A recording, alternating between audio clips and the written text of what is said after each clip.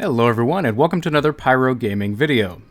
For the week of February 18th through Monday, February 24th, the Ordeal Nightfall is inside Terminus.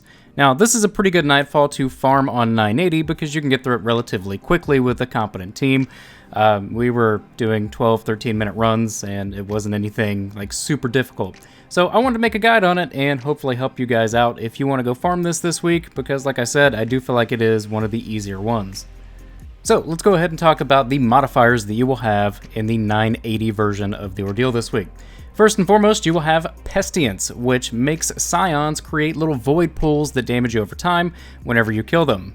You also have Kargan's Stratagem, which increases incoming void damage and damage from the environment, so like things blowing up and whatnot. Your champion types are going to be Barrier Champions, which you will need Anti-Barrier Ranger on your bows, scout rifles, or pulse rifles in order to break their shields to prevent them from regaining health infinitely. And the other champion that you will encounter in this week's Nightfall is Unstoppable Champions, and there are quite a few of them, more than there typically are.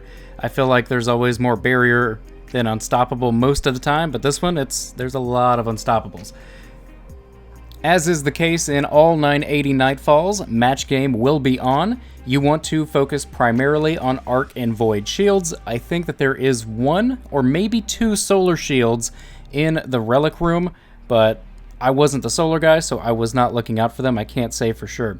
As far as the Void shields, you will come across a lot of Incendiors in the final boss fight, as well as Minotaurs throughout the rest of the fight that have Void shields. And in the very beginning, the very opening room, you will come across Arc Harpies that also have Arc shields. So just make sure that you have those covered and you should be good. The last modifier is Famine. This decreases all ammo drops for all types of weapons. Now, it's really good to have some kind of ammo finder perk and also some scavenger perks on your armor whenever you're doing this. Real quick, I want to break and say that this room that you just saw me in, once you kill that champion, you don't have to kill the rest of the ads if you're just going for 100k or if you're just going for the platinum rewards from the champions. As soon as you kill the champion that hangs out up there, that big Centurion dude, then go ahead and skip the rest of the ads. There's literally no reason to kill him unless you're trying to get like the absolute highest score, but just from killing the champions, you're going to break 100k very easily. For this room right here, you want to make sure that your Unstoppable shot is ready. It will spawn 2 Unstoppable champions here, and they usually spawn on this second wave. However, we did a couple of runs, and sometimes they did not spawn here, and when they did not spawn here, we still got platinum rewards at the end. So I don't know. Just hang back a little bit, see if they spawn. If they do, just be ready for them. So now let's talk about loadouts. I am on a Bubble Titan, as you can see. I am running a Nameless Midnight Scout Rifle with explosive rounds and Zen Moment, and I am the Anti-Barrier Ranger mod person for this Nightfall. In addition, I am also running an Arc Anarchy Grenade Launcher, which is really good against these champions. It helps you break their shields much quicker than normal if you were just using anti-barrier rounds. And I'm also using a Void Sniper Rifle that is the 140 archetype Persuader from the Vanguard. I really like that sniper right now. As for my teammates, they were running a Well of Radiance Warlock with a Unstoppable Rounds Pulse Rifle in their Kinetic, Divinity in their Energy, and a 21% Delirium for Arc Shields in their Power slot. My other teammate was running a Night Stalker Hunter with Orpheus Rigs. He was tethering all the big groups of ads to kind of keep them settled in while we got into positions and took them all out. And he was also running Izanagi's in his Kinetic, as well as a Void Recluse for Void Shields in case I ran out of ammo on my sniper, and running Wendigo for both boss damage and Arc Shields if needed. If you do not have any of these pinnacle/in-game weapons, honestly, Izanagi's is probably going to be your best bet. It will easily take out these champions if you have 1 or even 2. Raven or a Wendigo or a Love and Death with Full Court and Spike Grenades.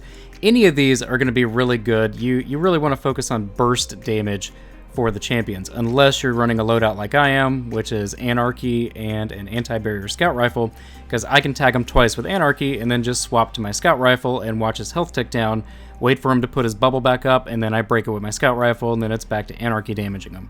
I feel like Anarchy also does some damage to the barrier itself, because I feel like when I tag them and break their shield like that, it breaks almost instantly when I shoot them with an anti-barrier round.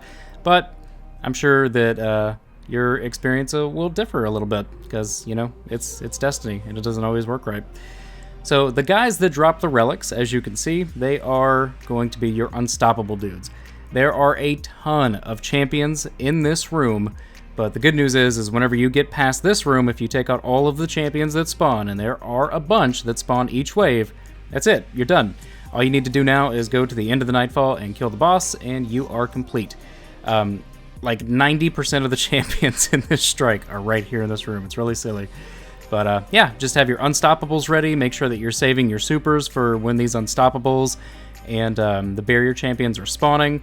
It's really good. The team composition that we have, which is Orpheus Rig Tether, Bubble Titan, and Well of Radiance Warlock, this team composition in this room is perfect, because we are just chaining supers back and forth, and we have something that's going to keep us alive and protect us from these champions, because if they hone in on you, they will absolutely shred you. But the main thing to keep in mind is, in this room, take your time. Focus the champions. You could try to run past the ads, but I would just recommend flat out killing them as quickly as you see them. We typically killed them before we started going for the champions, unless there was a champion out in the open like this right here that we can get without ads hammering us. These ads will kill you very quickly. The legionaries will just constantly throw grenades at you. The snipers will keep sniping you, and it's just not fun. So make sure that you are like kind of grouped up with your team like we are here. That's a really good strategy for this room, is just move as a unit. That way there's no confusion as to which champion you're going to take out. Everybody knows, like, oh, we're going to go for this champion because, you know, we're all here and already shooting at him. Make sure that you throw good grenades like I just did. That's MLG moves. But other than that, it's just kill all the champions, kill all the ads. This room, like I said, I would recommend killing everything, because these dudes will shred you even though they are considered trash mobs. So that's pretty much all I have to say about this room. So what I'm going to do now is I'm going to let the gameplay go ahead and pan out in real time, but I'm going to skip the commentary to 10 minutes and 20 seconds. So that's going to be for the boss fight. So if you want my feedback there, skip ahead, or if you would just want to go ahead and watch us finish off this room and listen to some good music, stick around for the next 3 minutes. I'll talk to you guys in a minute.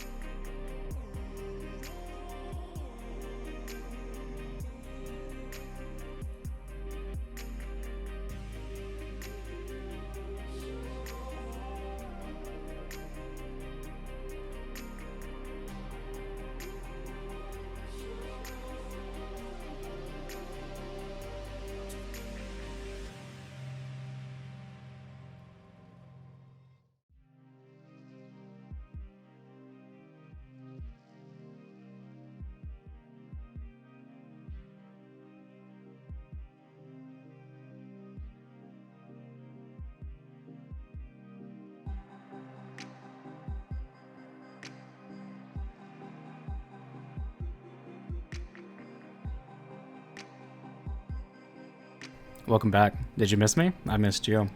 So for the boss fight, we killed him in 2 phases, meaning we captured this first plate, he dropped down, took damage, he went immune with about half health, we had to get all 3 plates, he took damage again, and we killed him there. I don't know if you can do 3 damage phases here, or if after that first round of capturing all 3 plates, if he can go immune again. So the way that we did it, there were no champions in here, and the only shields that we had to deal with were void incendiors that spawn whenever we're capturing the second round of plates. So if you have to do like 3 damage phases, I honestly don't know if you're going to have champions or not. We killed him too quick. He's really easy to kill here, and there's no reason to not try to go for a melt. So as soon as you can damage him, just try to put everything into him. This room is primarily melee enemies.